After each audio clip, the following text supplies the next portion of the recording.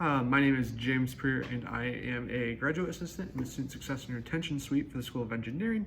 I mainly work with retention cases and overseeing our first year general program for engineering, which is our students who didn't quite meet those admission requirements to get in right away, but the students we still want to be able to participate in the school. That's a pretty complex answer. We as individuals in the society, especially as white male individuals, have an innate sense of privilege, right? So we are able to walk into any space and no one questions that I belong there. Regardless, I walk into our graduate spaces in my classes. I'm one of like 3 or 4 males in the classroom. No one questions it. That wouldn't be the case, especially here in engineering when we have a predominantly male base, and then we have our 2 women computer science majors walking into that classroom. Like, those students don't feel that they belong there, may not feel like have that imposter syndrome. It's just not a great fit. So that's one of the reasons I think DEI matters, is because we want to make sure that our campuses feel as safe as possible for these students, because if we're not doing that work, who's going to be doing that work? And if these students don't feel safe in their classrooms and don't feel safe doing these activities that we know correlate directly to student success, then what's the point in having them here? We have to make sure that they are feeling safe and comfortable on campus, otherwise their academics just aren't going to be what they can be.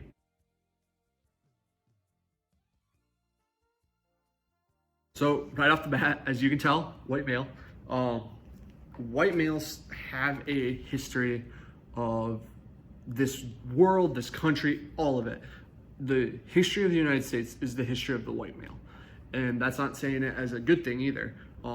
White men have controlled society in a way that really impacts how everyone else around us views us. Whether that's women, whether that's women of color, men of color, it doesn't matter.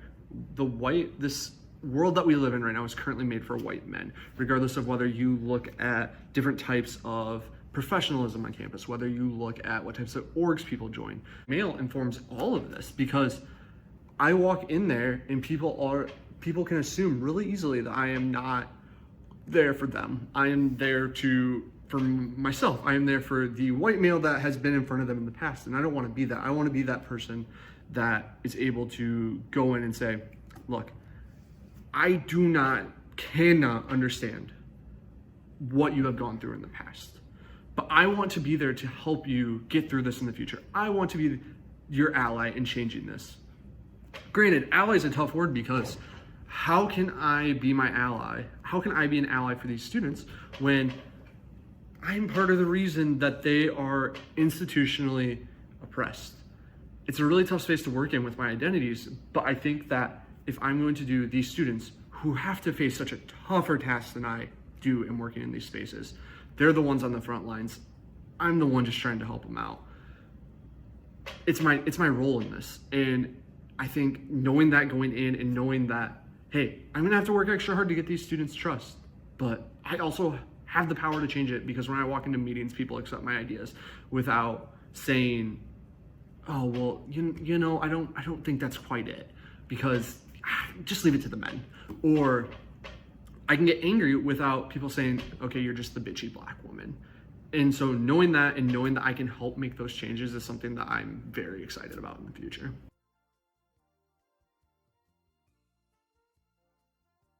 Have to have a student population or a faculty on campus who's willing to lead that charge. Typically, this unfortunately looks like someone who holds one of those minoritized identities, whether it's race, class, ableism, any of that. Typically, it comes from them. It doesn't have to.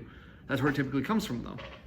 And throughout the semester, we've done some readings, and the one that kind of sticks with me is one where it talked about student activists and how that is a direct detriment to the student itself. No student should have to be an activist. Let's just put that out there. But the DEI work that we see, it all goes back to them, because if they're not the ones asking for it and they're not the ones leading the charge, most of the time these administrators don't see a need to change anything, because they're like, hey, status quo is cool. We're in a good spot right now as an institution. And I don't necessarily believe that to be true, but that's what it seems to take. Now, with that, I think that myself, colleagues, future professionals can change this. And I think that we can start examining what our administration is doing a lot more critically. And not that the people in the past have been not critical of this. I think it's more now we have to look at it systematically. And we have to look at it systematically in the fact that, hey, what I am doing in this program is directly segregating these students, or it is directly impacting them in a way I didn't intend. Because I truly do believe that most of the institutional oppression on campus is not intended. For example, the first year general engineering program. It's a program set up so that students who may not have went to the best high school, or may not have done quite as well on those exams like the ACT or any type of other standardized testing, the FIG program gives them a chance to be an engineer. It gives them direct admission to the College of Engineering. Great, right? But what tend to happen is that these students who were from different backgrounds, such as they weren't white, they weren't necessarily always male, they weren't coming from these high-end high schools, that's where all those students were ending up. So we were just putting it in their head that, hey, you're not as good as our white students. We want you here, but you're not quite up to their standard. And that's something me and my boss have taken quite a look at this semester and how we change that. Because that's not just, no student has come up to us and said that, but we can see that that's what's happening when we teach our class and there's 2 white male students, and then there's about 5 white females, but then there's about 30 to 40 kids who don't identify as white. And when you have 50 freshmen that don't identify as white and 40 of them are in this program, something's wrong there. And so you have to be able to look at it from an administrative background. And I hope that that's what our generation of professionals is going to start being able to do.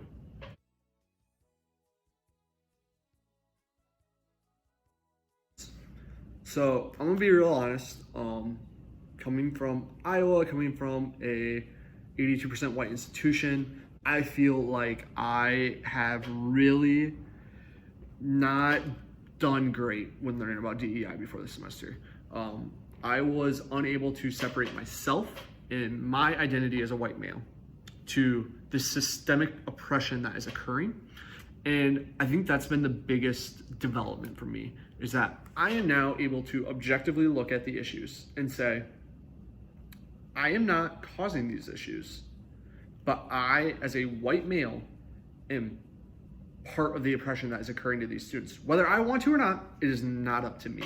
And I think getting that information, getting that development is so key and vital to being able to say, hey, I understand what you're going through, and I understand that I play a part in this, but how can I help you?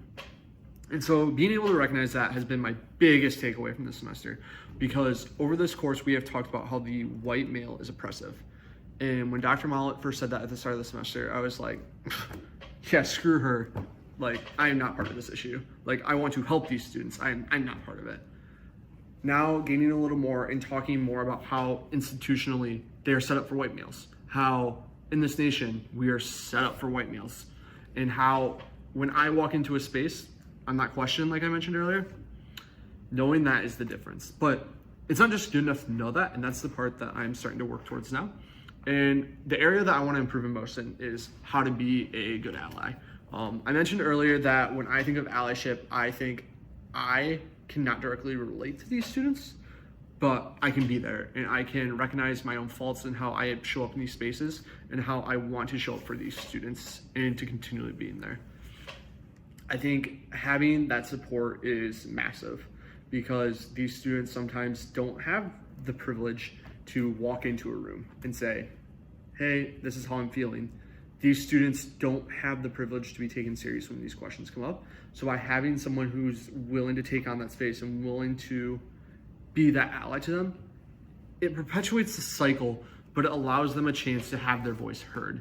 And it's almost a necessary evil until our administration and system allows them to come in and tell their stories.